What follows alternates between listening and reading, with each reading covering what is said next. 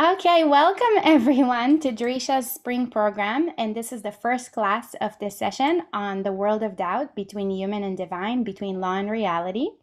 We value your active participation and encourage you to turn on your videos. You can ask questions either by unmuting yourself or by putting questions in the chat on Zoom or as a comment on Facebook. In this class, we will explore confrontation with doubt, a central topic throughout the world of Talmudic literature.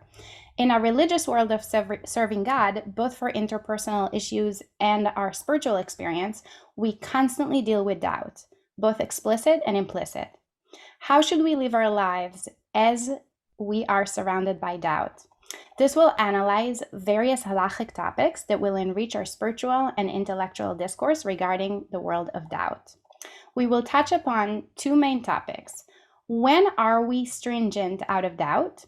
Is stringency born of doubt a biblical or rabbinic principle?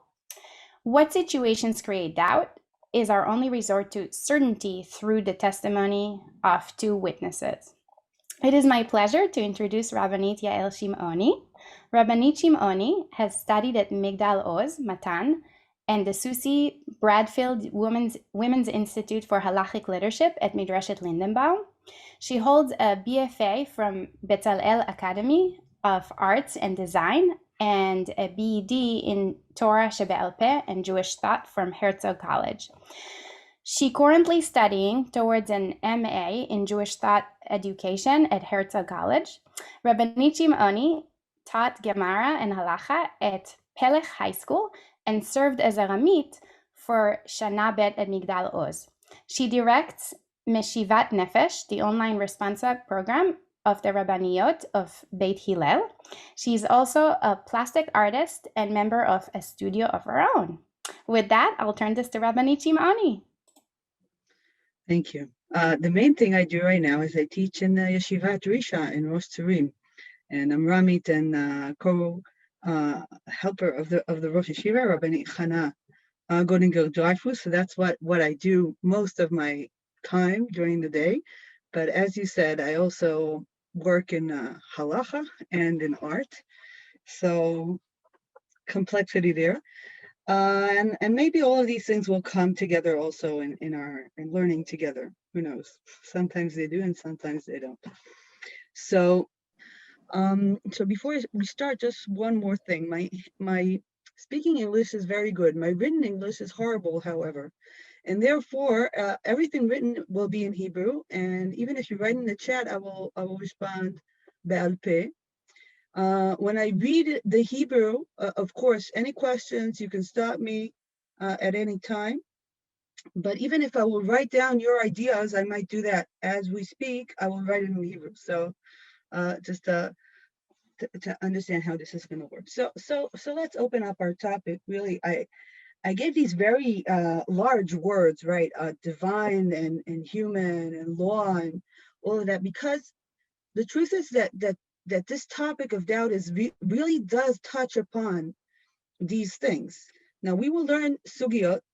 We'll be learning two different sugiyot. One will be human and divine. This is the first one we're starting today. And the other will be really asking ourselves, who can help us decide about reality?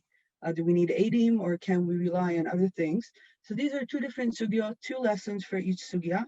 Each sugya can be very deep and very long. We can spend an entire, not an entire year, but a good month on each sugya. We won't be doing that, but we will try to get basic ideas and thoughts and then think about them, because I think that these sugyot, you can learn them lamdanut, you can learn them yeshiva style, but there's a lot to think that they open up a lot of doors and wonders, I think, in thinking about life, and doubt is a very big part of life. And I think it's good to start this before Purim, because Purim is also a big chag that deals with doubt, and we're not sure what's real and what's fake. Do we really want to be religious, or are we faking it up? And that has to do a lot with costumes, and it has a lot to do with other things in Megillah. And I think that the idea of Amalek, and these are many things that probably you'll be hearing around talking about Purim. So I want to open up through Sugiyot. So it's a very different way to look at these topics. But I think we will end up going back to our home ground, thinking about the idea. So also, the way I built the screen, as you see, doubt, I have here, when it comes to art, two different ways of seeing doubt. You see on the right side, uh, doubt can be the color that's fading and you're not sure exactly where you are, and also the way this it's written here. Are we looking at something real or something fake? So that's just to get us into the atmosphere. So now let's drive into the sugya. I wanted to show you a very big and well-known machlokes between Rambam and Rashba about an idea of halacha that we all know very well. It's a ground rule of halacha. The rule is, if you're in doubt, you have to ask yourself if you're in a halachic doubt. For example, I'm not sure if I benched Birkas Hamazon. I'm not sure if I said a bracha before my food. I'm not sure if I daven, did I remember to say the right passage? I don't know. I'm in a suffix.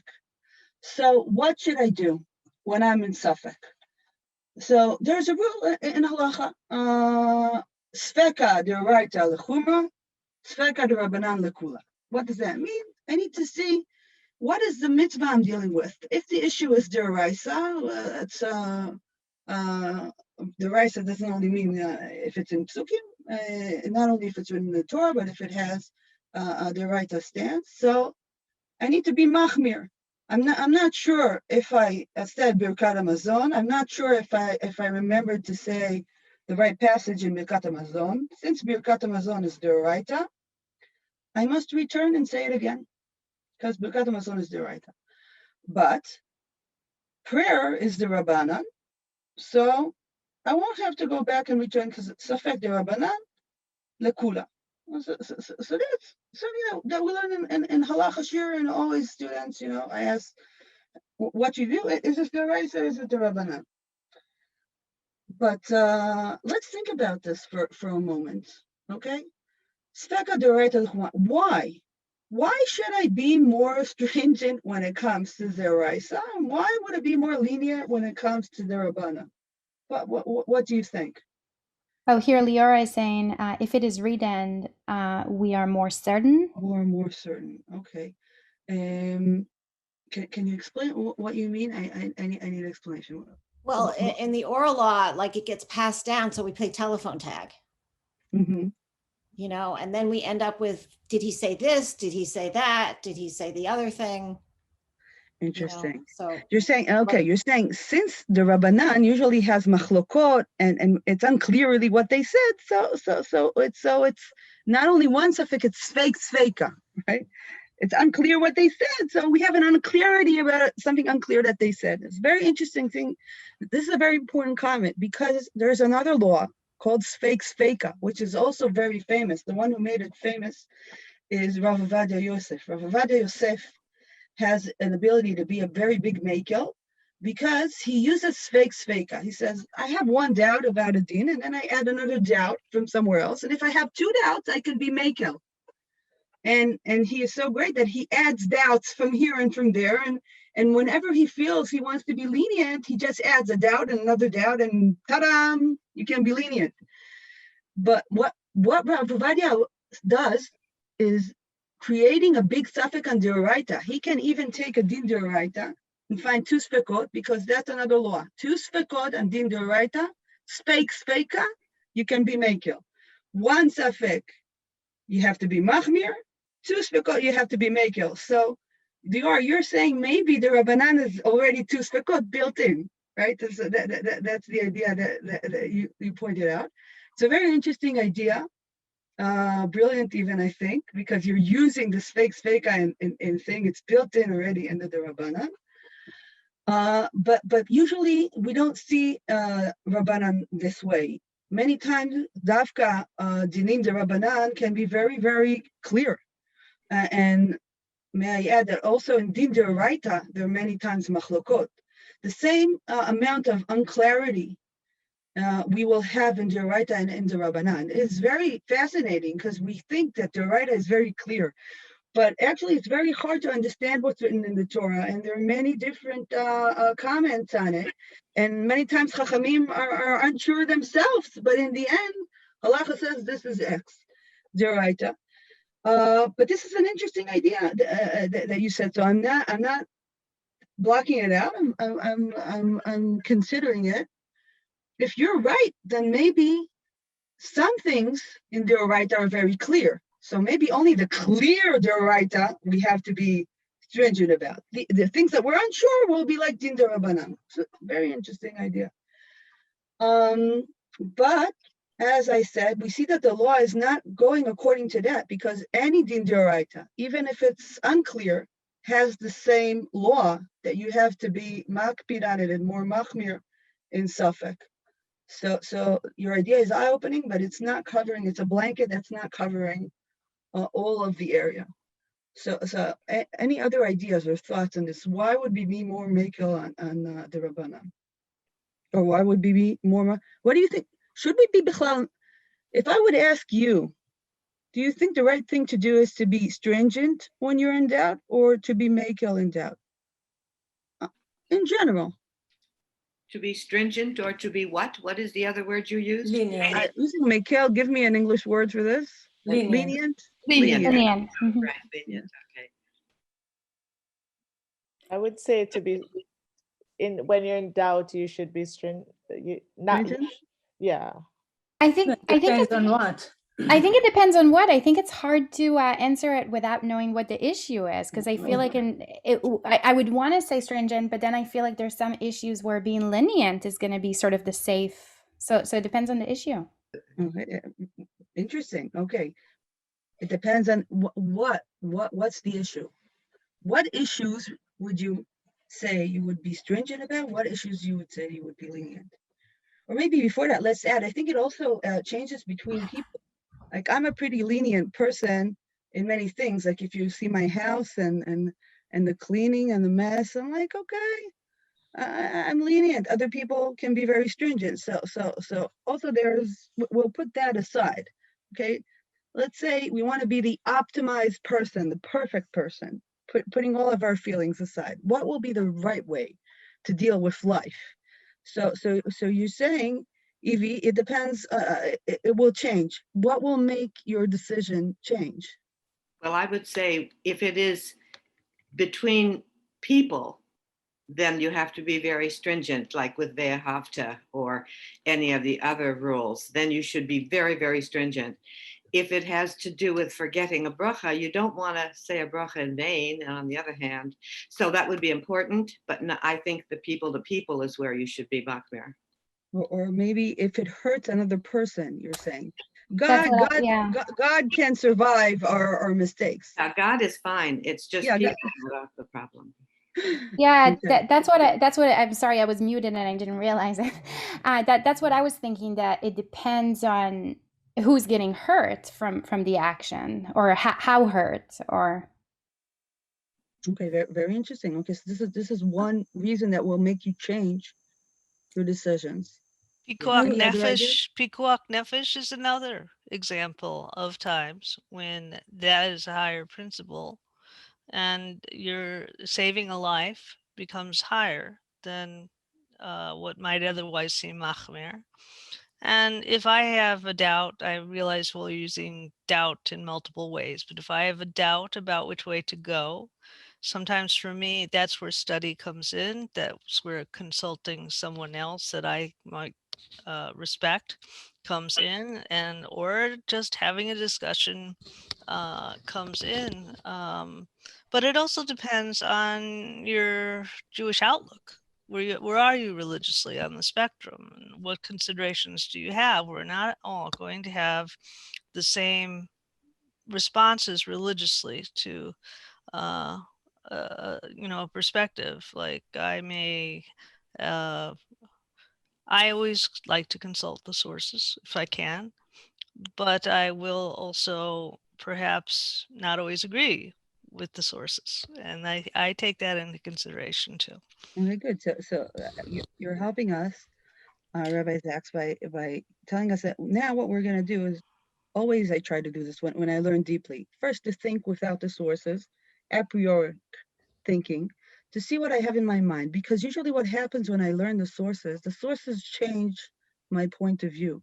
And many times what happens is that I forget what I originally thought. And what will be the best for me to be a good learner is to remember my original thinking and to see this is what the Gemara does. My hava amina, what I've thought at first, and then how it changed. Now, this is not totally clean because I gave you sources before. So I was wondering how much the sources have already muddled your mind. And sometimes what we do in yeshiva is that we learn a Seder, and then I say, I learned this from another rabbi, Rav Shivi Fruman. He came to teach in yeshiva, Ashir Klali, and he said, okay, you learned now, take your hand, so do this with me. Raise your hand, and now put it across your forehead and erase everything you know. And now start thinking. Okay, and then he says, I'll check if you've done your erasing well enough. So that's what I was trying to do now, just to open up. And now, as you said, Rabbi Zaks, we'll look at the sources and we'll learn term. We'll see what the sources tell us. So maybe it was a mistake that I told you, but what the sources say. But we know that the sources say other things for what you said. They say that they're right, that we have to be more stringent, and the Rabbanan, we have to be more lenient. And we still don't have an answer to why. So now let's take another step. And it's definitely not what everybody here said. It's not between Ben Adam lechavero and Ben Adam lamakom. It's not who's getting hurt. But a different rule that crosses through the right and the Rabbanan. So the first idea really did touch on that. But the other thoughts did not connect. So maybe at the end we'll be able to connect it all. So I'm continuing to see what the Rambam says when he deals with this rule, Sveka d'oraita l'chumra. The Rambam, in a few places, says that the law of Sveka d'oraita l'chumra is not something that God said. It's not written in the Torah. It's something that Chachamim said. The rabbis decided that we should be stringent, not God himself. And he states it very, very clearly in 3 places, and maybe even more. So I gave you the sources before, but let's see how he writes it, and it's very, very strong. So I'm starting with Rambam Hilchot Tumat Met. The Rambam, in the beginning of this parak, he lists many, many different tumot and situations of safek. And he says, in all of these tumos, I decide to be lenient. And why? Because of this. Davar yadua, everybody knows, שכל אלו הטומאות וכיוצא בהם, שהם משום ספק, הרי הן של דבריהן, ואין טמא מן התורה אלא מי שנטמא טומאת ודאי. אבל כל הספקות, בין בטומאות, בין במאכלות אסורות, בין בעריות ושבתות, אין להם אלא מדברי סופרים. Says the Rambam, if I become tameh from something, if it's vadai, then I'm tameh from the Oraita. If it's safek, the Oraita, I'm tameh from the Rabbanan. Even though it's safek the Oraita, I'm tameh from the Rabbanan. Why? Because all the sfekas, even though we're machmir in sfekas, but sfekas, the world of safek, actually looking at it and taking it into consideration, this whole idea that I should be stringent about safek and consider it, that's the Rabbanan. The Torah doesn't think that way. The divine doesn't take safek into consideration. If I think in the eyes of God, God doesn't look at sfekot. He doesn't think I should care about sfekot. I should go. Of course, I'm manipulating here the Rambam. He didn't say, I read to you what he said. But he's saying this statement, כל הספקות, בין בטומאות, בין במאכלות אסורות, בין בעריות ושבתות, אין להם אלא מדברי סופרים. And it's a very interesting statement because the Rambam here is giving very high-ranked Averos. He's talking about Tuma, he's talking about Ma'achalot Asurot, Arayas, and Shabbat. All of these things, he says, I don't care where the doubt lies. And here the Rambam is talking to us because he says, maybe you thought, he tells me, Yael, didn't you have a thought that it will have to do with different kinds of mitzvot? I'm sure you thought that maybe if it's very, very chamor, if it's a rayas, you should take it into the consideration. But I'm telling you now, this whole idea of safek is this is chachamim. God never said that. Chachamim said it. Okay, clear, right? Strong Rambam. And then he continues in this statement here is very interesting. We'll get back to it maybe next week more. Says the Rambam, ואף על פי כן, דבר שחייבים על זדונו כרת ספקו אסור מן התורה, שהרי עושה אותו חייב אשם תלוי. כמו שבארנו בהלכות איסורי ביאה וכמה מקומות. Says the Rambam, just one thing I want you to know. If you're doing something that is asur b'safek, you will still have to be bringing a korban asham talui. I know there's a korban, and we'll deal with this korban, a very special korban, that says, if I'm not sure if I did a big mistake, a huge mistake, if I'm not sure if I was trespassing an avera that has to do with karet, I will have to bring a sham talui.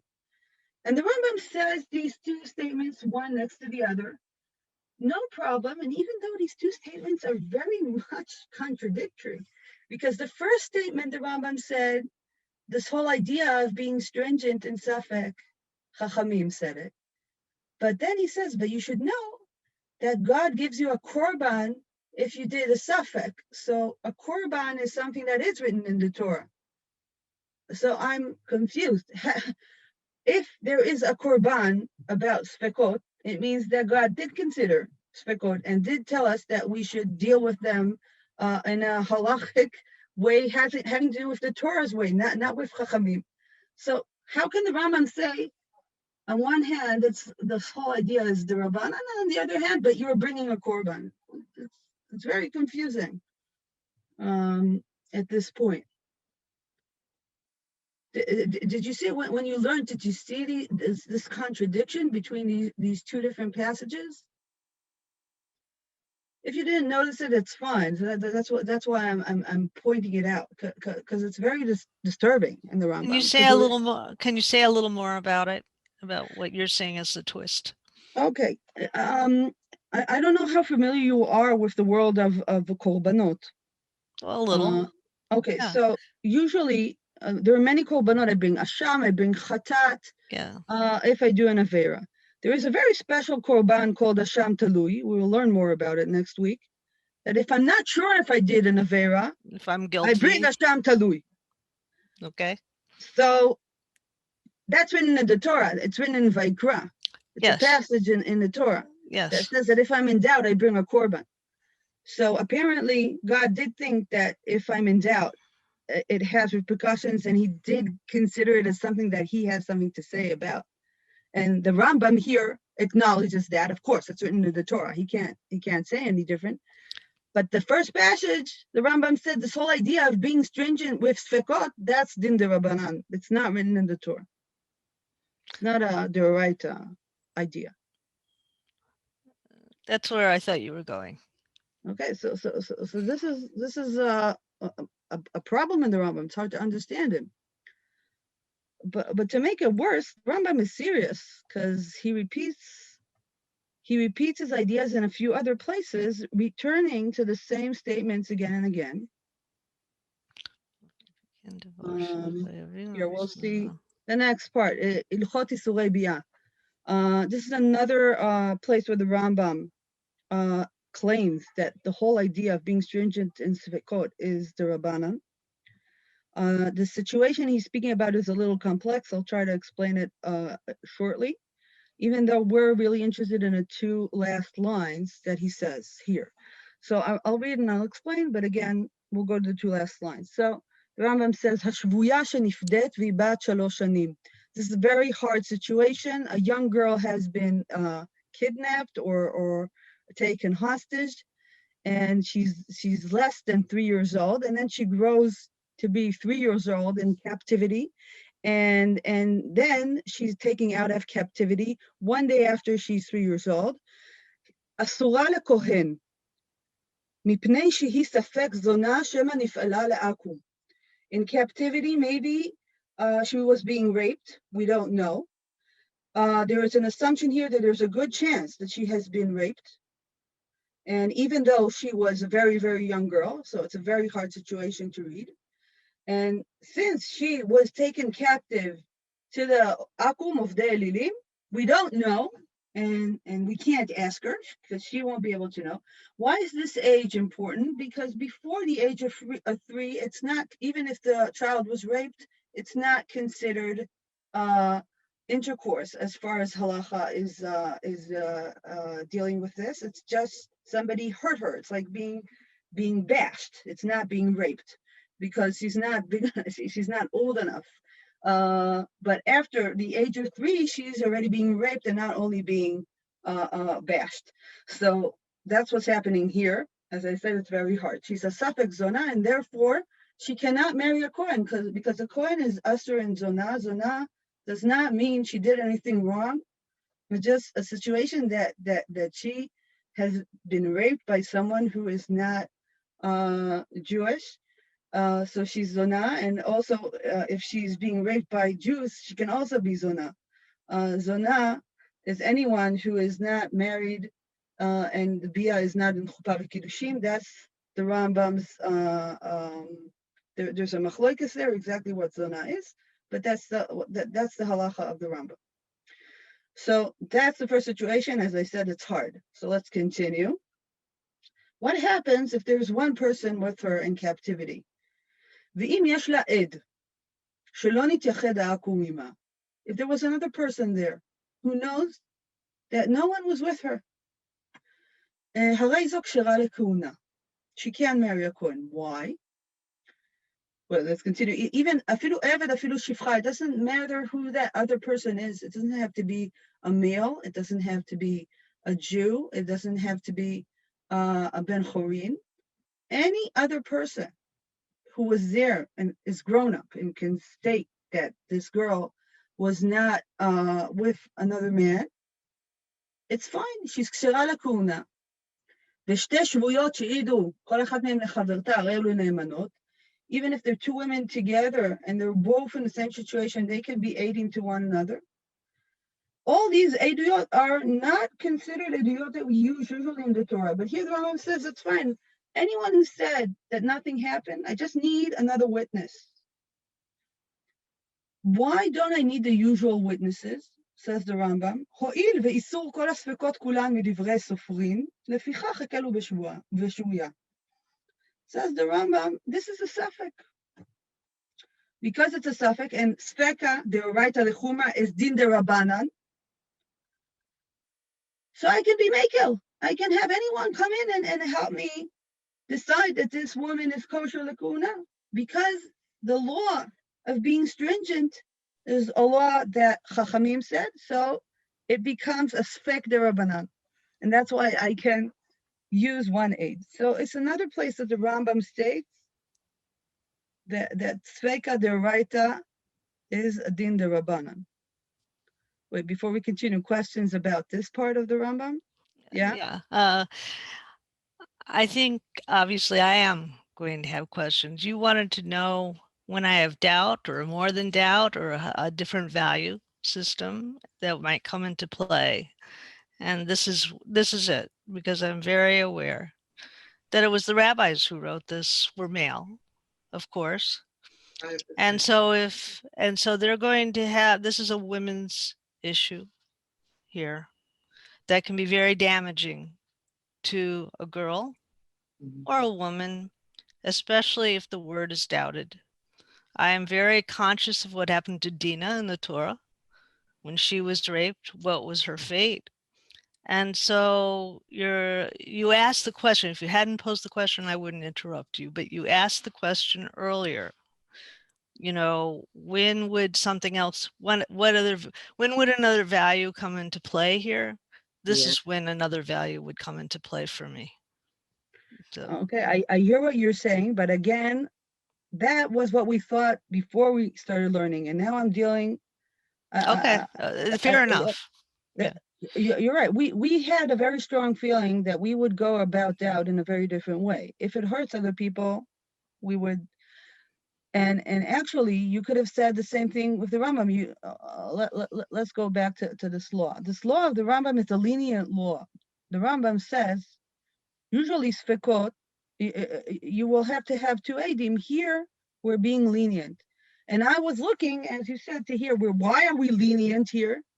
Because it's a young girl being raped. That's why we're being lenient. No, the Rambam says we're being lenient because it's the I held back. I did hold back. So what's going on? Give us a different answer. The next sugya that we will learn in the third year, we will see that there are areas that Chachamim are being makel for other reasons. Mamzerim and agunot. Many times rabbis say the reason we're lenient is because something here is happening that we think is problematic. We don't want a woman to be aguna, so we have an echad. We don't want to have sefek mamzerin, so we bring an echad. But here the Rambam doesn't say that. Here the Rambam goes to the idea, since this din is the Rabbanan, we can be lenient. So what I'm saying is that this other option does exist, but here it's not what's being said by the Rambam. And the Rambam here is important because you see that he thinks that this is the right way to explain the situation. And he brings it as another place that he's showing his rule that the din d'oraita, to be stringent, the din d'oraita is din d'Rabbanan. What you're saying is very right. A different commentary will say, Rambam, I agree with your law. We'll be lenient here, but not from your reason, not because it's din d'Rabbanan, because we're taking care of this kid. And that will be, we'll reach the same conclusion, but we'll get there through a different explanation. But the whole din is din d'Rabbanan. The whole din of 3 years and 1 day is not the Raita. No, the Rambam understands it is the Raita. That is the Raita. That a woman who's being raped after the age of 3, from the Raita, she'll be Zonah. It's the Raita not because it's written in the Torah. It's Halacha leMoshe miSinai. All kinds of things were not written in the Torah, but were stated, were told to Moshe. That's what the Gemara says. Okay, that's the idea that the Gemara says. So why is it the Rabbanan? So why is it the Rabbanan? No, the din de Rabbanan is just the fact of, should I be stringent when I have safek? I'm not sure if I would know for sure that she was being raped, she would be usher. There would be nothing I could do about it. If I would be certain. Because I'm not certain, because I'm in safek. So that's why I can take a step back. But only because I'm not certain. If I would be seeing her being raped, there would be nothing I could do. So that has to do with evidence. It doesn't have to do with din d'oraita or din d'Rabbanan. If she's being raped, it's d'oraita. If we don't have straight evidence, then we're in safek because we don't know. And now the question is, if we have a safek on din d'oraita, should we be stringent? We know we should because that's the law. If it's d'oraita, we're stringent. I get you. But that, the Rambam says that is din d'Rabbanan.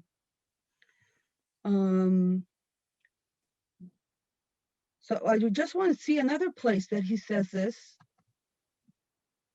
I just want to say, I could have taught you this lesson without going into reading the Rambam and dealing with all of this, but that's what I believe in, that we have to learn the Makoros inside and read them.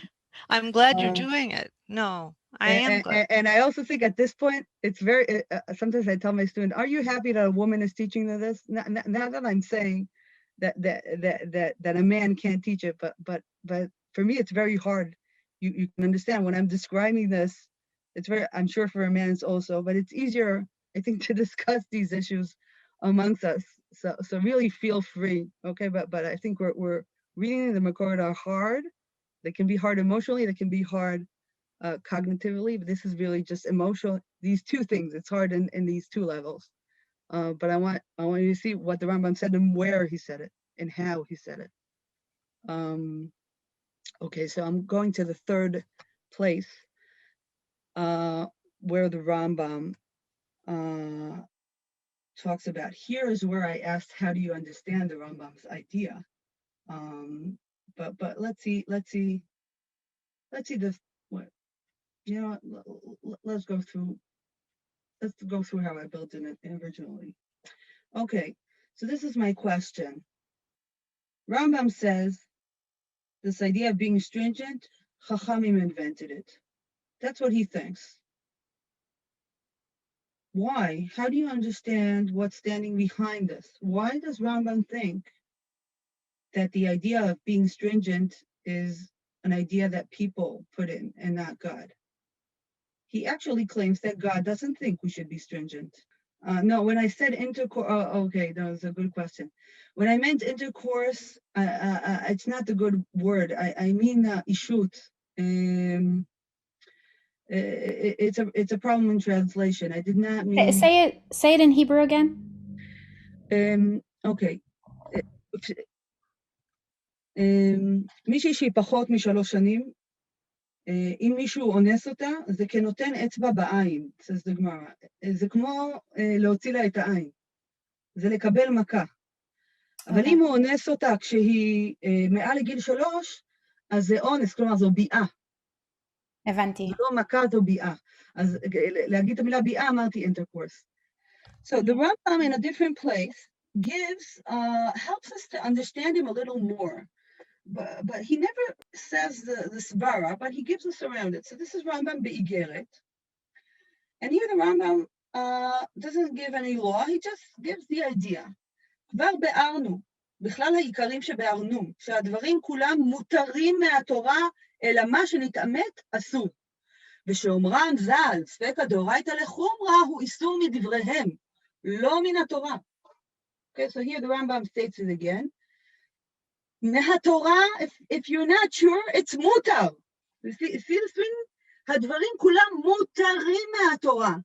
מה שנתאמת אסור. When is something asur? If you know for sure it's asur, then it's asur. If you don't know if it's asur or not, it's mutar. That's b'deoraita. This whole idea that you're not sure, so maybe it's asur, that's din d'Rabbanan, says the Rambam. How do we know this? ובביאור אמרו, ממזר ודאי אסרה תורה, והוא הדין לאיסורי לאווים כולם. So here, this is the first place that the Rambam tells us, where did he get this idea? In which Gemara did he learn this law that as far as God is concerned, if you're not sure if something is asur, go for it. This whole idea of taking a step back, that's the Rabbanit. Where is it written? It's written in a Gemara in Kiddushin, a very, very famous Gemara in Kiddushin, the Gemara about Mamzerim. So this is the Gemara. I'm assuming you might have heard of it before, because we know that Mamzerim is a very big problem, but Chachamim took many ways to avoid Mamzerim.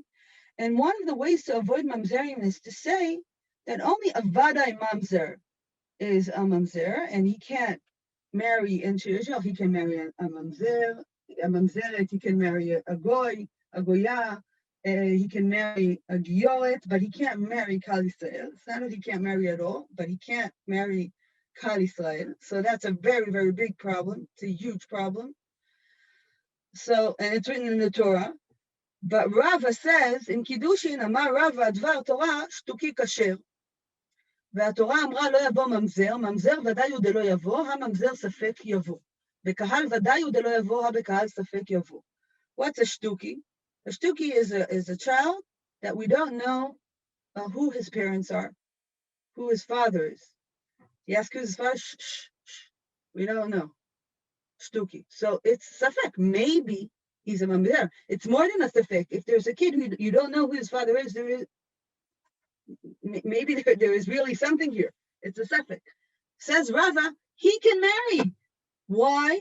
Vadai mamzer lo yavo. Safek mamzer yavo. And then the next statement, which is larger than this, bekahal vadai hu delo yavo. Besafek kahal yavo. So this statement of Rabbi is very meaningful because many mamzerim or safek mamzerim can be part of Kal Hashem. But the Rambam says this idea that's written in the Gemara, mamzer vadai asra Torah, That's where I learned my idea. See what Rava says? Rava says only something that is vada is asur. As far as Torah is concerned, only vada is asur. Safek is mutar. Go for it. How do I know? Because only vada mamzer is asur. That's where the Rambam learns his idea. I don't know what you think, but I was very surprised when I learned this Rambam. Do you think this is a good place to learn this idea that Torah says if you're not sure if it's kosher, it's mutter? How do we know? Because a safek mamzer is mutter. Is this a good? Does the Rambam? Do you think the Rambam is right? I don't know. If you think it's right, it's fine. I'm surprised maybe because I have issues, but whatever you think. Did he convince you? I think that they're trying to make things easier for human beings to get through life.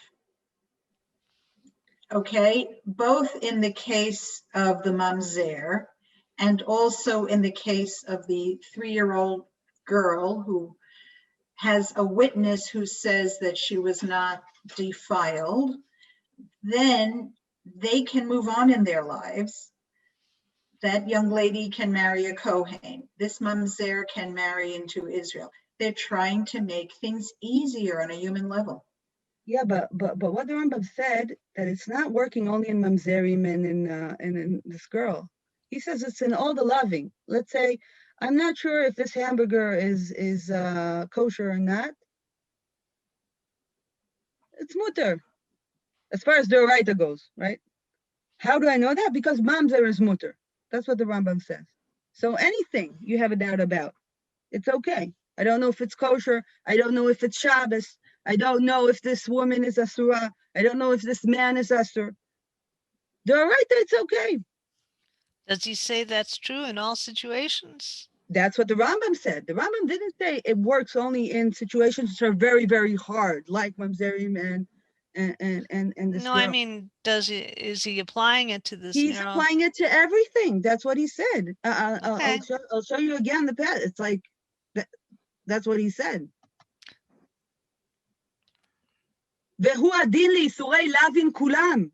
All the loving, any love, big or small, emotional or not emotional, to God or to man, he doesn't care. All the loving, all of them, he's learning from this mamzer. Okay.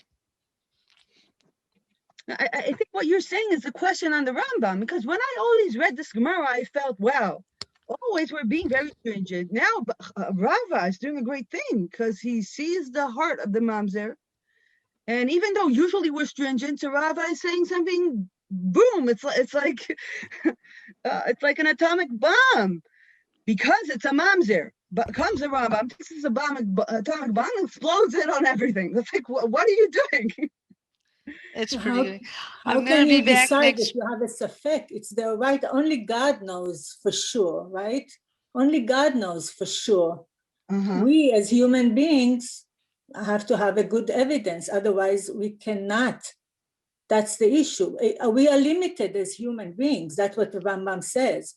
You cannot, right? You cannot bring somebody to, not marry if you're not 100% sure that he's a mamzer, right? That's for God to decide. That's true, but he also says it about everything else. Who spoke just a minute before? Because you said something very important. Who was it? Ronit. Ronit. Repeat what you said. Because you I gave said us only God can know for sure, right, about din d'oraita, if you transgressed, if you violated it or not. As human beings, we have to have very solid evidence to say that you are violating it. If not, the Rambam says, safek is lekula. You cannot have a safek lechumra. What you're saying, I think you're saying something very important. It takes us a bit of time to we were very closed-minded. In what sense? We thought that you would be stringent if something is very, very important, And now if something is very hurtful, we would be lenient. Like we said, if it's hurtful, we would be lenient. If it's not hurtful and it's important, we will be stringent. The Rambam comes and says, I don't care about that, hurting or not hurting. I want to say something deeper about reality. The Rambam says, I think really he may be saying what you're saying, Ronit. God understands that man is in doubt. And the Torah accepts that. And when God knows he's God, we're man. God understands that more than anyone. And therefore God says, listen, I'm giving you the Torah. And of course, the Torah is only when you're 100% sure. If you're not sure, I understand you're human.